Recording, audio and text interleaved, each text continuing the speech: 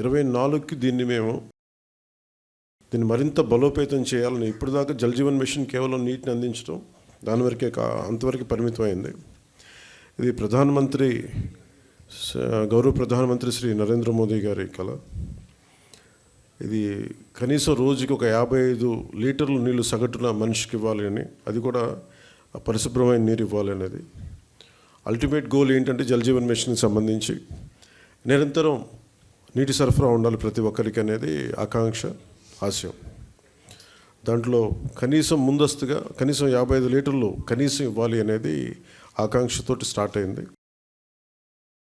ఇప్పుడు ఈ అమృతధార ఈ వర్క్షాప్ని ఎందుకు అమృతధార అని పెట్టాము Jal Jeevan mission revamp programme కింద అనుకుంటే, ఒకటి ఉన్న నీటి వనరులని బలోపేతం చేయటం, అలాగే maintenance of existing schemes, already ఉన్న వాటర్ స్కీమ్స్ అన్నిటినీ వాటి మెయింటెనెన్స్ ఎలా ఉన్నాయి ఏంటి అనేది, అలాగే వాటర్ కన్జర్వేషన్ కూడా ఎంత కీలకమో.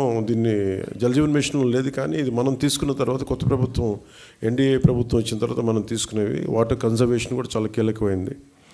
అలాగే ట్రైనింగ్ అండ్ కెపాసిటీ, ఒకటికి ఉద్యోగస్తులకే కాకుండా ప్రజలను కూడా దీంట్లో భాగస్వామ్యం చేయాలనేది ఒకటి.